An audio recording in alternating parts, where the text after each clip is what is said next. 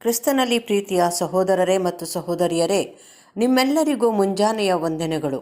ಕ್ರಿಸ್ತನ ಜೀವಿತ ಪಾಠದ ಹೆಸರು ಒಳ್ಳೆ ಕುರುಬನು ಕ್ರಿಸ್ತನು. ರೀಪ್ರಿಂಟ್ಸ್ ಪುಟ 2441, ಪುಟದ ಸಂಖ್ಯೆ 17 ಮತ್ತು 18. ಯೆಹೋವ ದೇವರು ಒಂದು ಮಾದರಿಯ ರಾಜ್ಯವನ್ನು ಅಥವಾ ಕುರಿಹಟ್ಟಿಯನ್ನು ಸ್ಥಾಪಿಸಿ ಇಸ್ರಾಯೇಲ್ ಜನಾಂಗವನ್ನು ತನ್ನ ಕುರಿಗಳನ್ನಾಗಿ ಅಂಗೀಕರಿಸಿದ್ದನು. ಆದರೆ ಒಂದು ಜನಾಂಗವಾಗಿ ಅವರು ದಾರಿ ತಪ್ಪಿದ ಕುರಿಗಳಾಗಿದ್ದು ಆತನನ್ನು ತಿಳಿದುಕೊಳ್ಳಲಿಲ್ಲ. ಹೀಗಾಗಿಯೂ ಧರ್ಮಶಾಸ್ತ್ರ ಸಂಬಂಧದ ಒಂದು ಒಡಂಬಡಿಕೆಯ ಮೂಲಕವಾಗಿ ಬೇಲಿಯನ್ನು ಹಾಕಿ ಅವರನ್ನು ಅದರಲ್ಲಿರಿಸಿದ್ದನು. ಅವರು ತಮ್ಮನ್ನು ಆಳುವವನು, ಪರಿಪಾಲಿಸುವವನು, ಅಧಿಪತಿಯೂ ಆದ ಒಬ್ಬ ರಾಜನನ್ನು ಬಯಸಿದ್ದರು ಮತ್ತು ತಮ್ಮ ಬಯಕೆ ಈಡೇರಿಸಿಕೊಳ್ಳಲು ದೇವರು ಅವರನ್ನು ಬಿಟ್ಟಿದ್ದನು. ಆದರೆ ಅವರಲ್ಲಿ ಯಾರೂ ನಿಜವಾದ ಕುರುಬನಾಗಿರಲಿಲ್ಲ, ಇಲ್ಲವೇ ಯಾರೂ ಆ ಕುರಿಗಳನ್ನು ಅವು ಬಯಸಿದಂಥ ಸ್ಥಿತಿಗೆ ಕೊಂಡು ತರಲಿಲ್ಲ.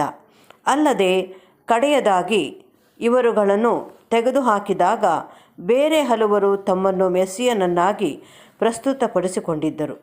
ಅವರು ಇಸ್ರಾಯೇಲರಿಗೆ ಮಾರ್ಗದರ್ಶನ ಮಾಡುವ ಹಕ್ಕು ತಮಗೆ ಇರುವುದೆಂಬುದನ್ನು ಸುಳ್ಳಾಗಿ ಹೇಳಿಕೊಂಡಿದ್ದ ಸುಳ್ಳು ಮೆಸ್ಸಿಯರಾಗಿದ್ದರು.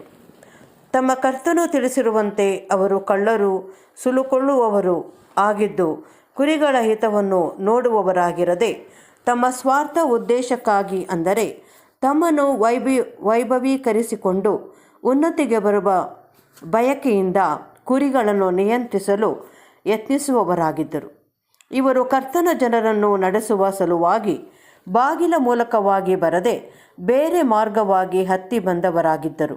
ಅಂದರೆ ಆಜ್ಞಾವಿಧಿಗಳ ಮೇಲೆ ದಾಟಿ ಬರುವವರಾಗಿ, ಇಲ್ಲವೇ ಅವುಗಳ ಅಡಿಯಲ್ಲಿ ನುಸುಳಿ ಬರುವುದರ ಮೂಲಕವಾಗಿ ಕುರಿಗಳ ಬಳಿಗೆ ತಲುಪಿ ಅವುಗಳ ಮೇಲೆ ನಾಯಕರಾಗ ಮಾಡಿಕೊಂಡಿದ್ದರು. ಒಟ್ಟಾಗಿ ಅವರೆಲ್ಲರೂ ಇಸ್ರಾಯೇಲಿನ ಒಂದು ದೊಡ್ಡ ಭಾಗವನ್ನು ಹಲವು ಮಾರ್ಗಗಳ ಮೂಲಕವಾಗಿ ಹಟ್ಟಿಯಿಂದ ಹೊರನಡೆಸಿ ದಾರಿ ತಪ್ಪುವಂತೆ ಮಾಡಿ ಕೆಲವರನ್ನು ವಿಗ್ರಹಾರಾಧನೆಗೆ ಮತ್ತು ಕೆಲವರನ್ನು ಅರಣ್ಯದಲ್ಲಿ ಸುಮ್ಮನೆ ಅಲೆದಾಡುವಂತೆ ಮಾಡಿದ್ದರು. ನಮ್ಮ ಕರ್ತನ ಮೊದಲನೆಯ ಬರುವಿಕೆಯ ಸಮಯದಲ್ಲಿ ಇದು ಅಲ್ಲಿನ ವಸ್ತುಸ್ಥಿತಿಯಾಗಿತ್ತು. ದೇವರು ಮಾಡಿಕೊಂಡ ಒಡಂಬಡಿಕೆಯು ಆ ಜನಾಂಗಕ್ಕೆ ಕಾವಲಿನ ಗೋಡೆಯಾಗಿ ನಿಂತಿತ್ತು. ಆದರೆ ಅದರ ಬಾಗಿಲು ಇಸ್ರಾಯೇಲರ ಒಡಂಬಡಿಕೆಯಲ್ಲಿನ ಮೋಶೆಯ ಧರ್ಮಶಾಸ್ತ್ರ ವಿಧಿ ನಿಯಮಗಳಿಂದ ಸೂಚಿತವಾಗಿದ್ದ ನೀತಿ ನ್ಯಾಯಗಳಿಂದ ನಿರ್ಬಂಧಿತವಾಗಿತ್ತು. ಒಳಗೆ ಹೋಗಿ ಬರಲು ಅಲ್ಲಿ ಸೂಕ್ತವಾದ ದ್ವಾರವಿಲ್ಲದೆ ಎಲ್ಲರೂ ನಿಯಮ ವಿಧಿಗಳಿಂದ ಬಂಧಿತರಾಗಿದ್ದು ಮುಂದೆ ಪ್ರಕಟಗೊಳ್ಳುವ ನಿರೀಕ್ಷೆ, ಅಂದರೆ ಕ್ರಿಸ್ತನೊಬ್ಬನೇ ಆ ಬಾಗಿಲು ಅಥವಾ ಜೀವದ ಮಾರ್ಗವೆಂಬುದರಿಂದ ಮುಚ್ಚಲ್ಪಟ್ಟವರಾಗಿದ್ದರು. ಈ ಮಧ್ಯೆ ಆ ಬಾಗಿಲು ಶಾಸ್ತ್ರಿಗಳು ಮತ್ತು ಫರಿಸಾಯರ ಮೂಲಕವಾಗಿ ಉತ್ಸಾಹದಿಂದ ಕಾಯಲ್ಪಟ್ಟಿದ್ದು ಅಲ್ಲಿ ಕಳ್ಳರು ಮತ್ತು ದರೋಡೆಗಾರರು, ಅಂದರೆ ಸೈತಾನನ ಸೇವಕರ ಮೂಲಕವಾಗಿ ಕುರಿಹಟ್ಟಿಯಲ್ಲಿ ಕೊಳ್ಳೆ ಹೊಡೆಯುವ ಕಾರ್ಯ ನಡೆಯಲಾಗುತ್ತಿರುವುದೆಂಬ ಅಂಶವು ಸಂಪೂರ್ಣವಾಗಿ ನಿರ್ಲಕ್ಷ್ಯವಾಗಿತ್ತು.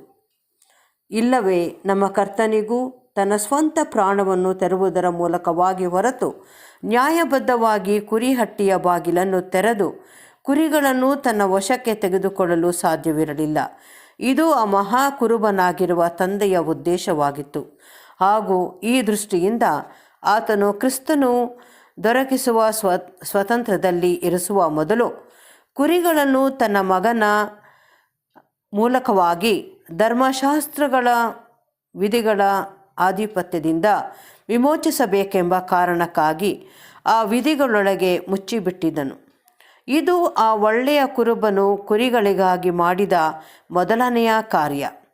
ಆತನು ತನ್ನ ಸೇವೆಯ ಆರಂಭದಲ್ಲಿ, ಅಂದರೆ ತಾನು ಸಂಪೂರ್ಣವಾಗಿ ಪ್ರತಿಷ್ಠಿಸಿಕೊಳ್ಳುವುದಕ್ಕೆ ಸೂಚಿತವಾಗಿದ್ದ ಸ್ನಾನ ದೀಕ್ಷೆಯಲ್ಲಿ ತನ್ನ ಜೀವವನ್ನು ಕೊಡುವ ಕಾರ್ಯವನ್ನು ಪ್ರಾರಂಭ ಮಾಡಿದ್ದನು.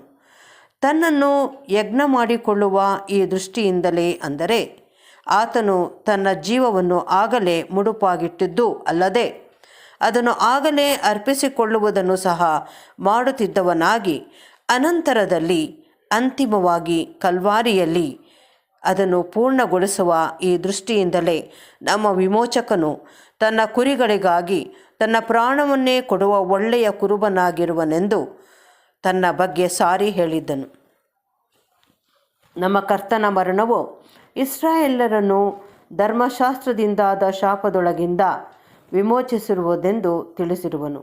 ಅಂದರೆ ಕುರಿಹಟ್ಟಿಯನ್ನು ತೆರೆಯುವಂತಾಗಲು ಆತನು ಕೇವಲ ಕಾಯುವ ಆಳಿನಂತಿದ್ದ ಧರ್ಮಶಾಸ್ತ್ರ ವಿಧಿಗಳನ್ನು ಕೈಕೊಂಡು ಅವುಗಳನ್ನು ನೆರವೇರಿಸುವುದು ಮಾತ್ರವಲ್ಲದೆ ಆ ಮೂಲಕವಾಗಿ ನಿಜವಾದ ಕುರುಬನಿಗೆ ಕುರಿಗಳನ್ನು ನಿಯಂತ್ರಿಸುವ ಹಾಗೂ ಅವುಗಳಿಗೆ ಒಡೆಯನಾಗುವ ಅಧಿಕಾರವನ್ನು ಅವು ಒದಗಿಸಿದ್ದವು. ಹೀಗೆ ಕುರಿಗಳನ್ನು ಹೊರಗೆ ಹಸಿರುಗಾವಲುಗಳಲ್ಲಿ ನಡೆಸಲು ಮತ್ತು ಅವುಗಳು ಹೊರಗೆ ಹೋಗಿ ಆತನ ಕುರಿಗಳಾಗಿ ಸಂಪೂರ್ಣವಾದ ಸ್ವಾತಂತ್ರ್ಯದಿಂದ ಆತನನ್ನು ಹಿಂಬಾಲಿಸುವಂತೆಯೂ ಆದವು. ಹೀಗಿದ್ದರೂ ಹಲವು ನಿಜವಾದ ಕುರಿಗಳು ಹಟ್ಟಿಯಿಂದ ಹೊರಗೆ ಹೋಗಿ ಅರಣ್ಯದಲ್ಲಿ ತಪ್ಪಿಸಿಕೊಂಡು ಹೋಗಿರುವುದಾಗಿ ಸಾಕ್ಷಿ ಹೇಳಿರುವನು.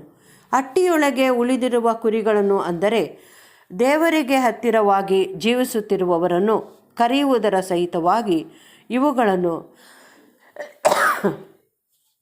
ಅಂದರೆ ಸುಂಕದವರನ್ನು, ಪಾಪಿಗಳನ್ನು ಕರೆದುಕೊಂಡು ಬರುವುದು ಆತನ ಸೇವಾ ಕಾರ್ಯವಾಗಿತ್ತು.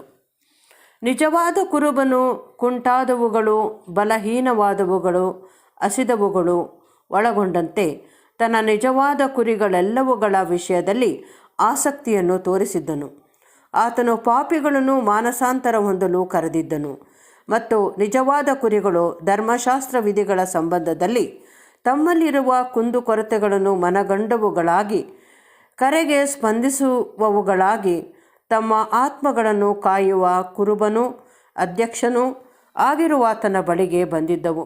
ಆದರೆ ಹಿಂಡಿನ ಅನೇಕ ಕುರಿಗಳು ನಿಜವಾದ ಕುರಿಗಳ ಸ್ಥಾನದಿಂದ ಬಹುದೂರ ಅಲೆದಾಡುತ್ತಾ ಹೋಗಿರುವ ಕಾರಣ ಅಲ್ಲಿ ಆತನ ಸ್ವರವನ್ನು ಕೇಳದವುಗಳು ಸಾಕಷ್ಟು ಇರಲಿಲ್ಲ.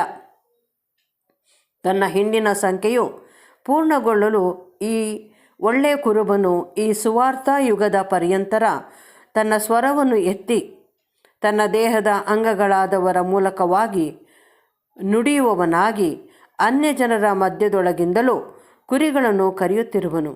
ಮತ್ತು ಆದಿಯಲ್ಲಿ ಮೊದಲೇ ನಿಷ್ಕರ್ಷೆ ಮಾಡಿದ ಸಂಖ್ಯೆಯು ಪೂರ್ಣವಾಗಲು ಸಾಕಷ್ಟು ಕುರಿಗಳ ಕರೆಗೆ ಅಂತಿಮವಾಗಿ ಸ್ಪಂದಿಸಲಿರುವವು.